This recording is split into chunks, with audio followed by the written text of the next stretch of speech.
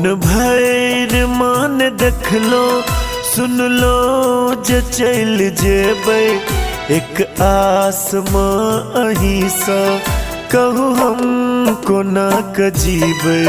मन भैर मान देख लो सुन लो जे चल जेबै एक आसमां अहीं सा कहू हम कोना क जीबै। मन भैर मान देख लो।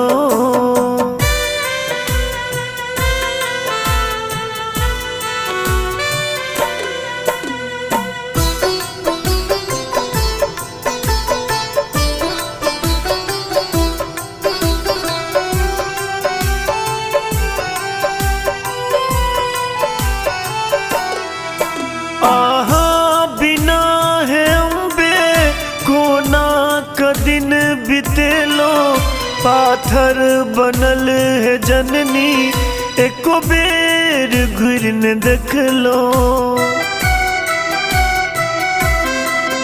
आहा बिना है अम्बे कोना क दिन बितेलो पाथर बनल है जननी एको बेर घुर न देख लो।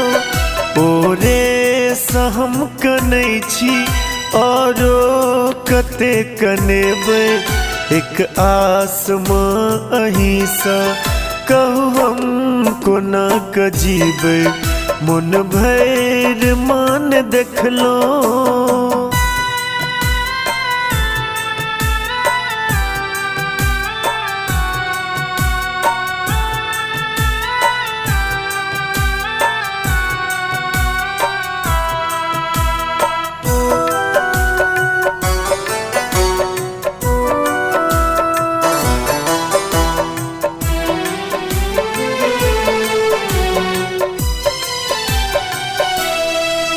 कियो कहैया टुअर कियो कहैया पगला अहाँ के रही तो जननी बुझैया जग अभगला।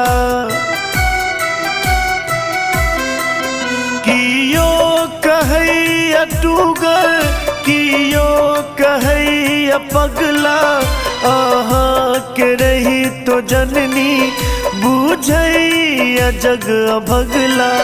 माधव के दुख में छोड़ आहाँ कोना क जेबै एक आसमां अहीं सा कहू हम कोना क जीबै।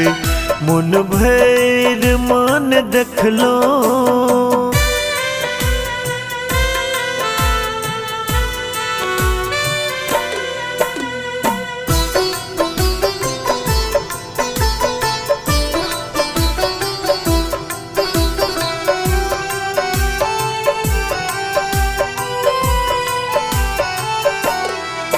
कलिया के दिस तकलिए कालिदास नाम दिलिए हमके लोकोन गलती सब दिन अहाँ ठकलिए। कलिया के दिस तकलिए कालिदास नाम दिलिए हमके लोकोन गलती सब दिन अहाँ ठकलिए। कोना रहत रमेंदर अही बेर छोड़ जेबै एक आसमां अहीं सा कहू हम कोना क जीबै। मन भैर मान देख लो।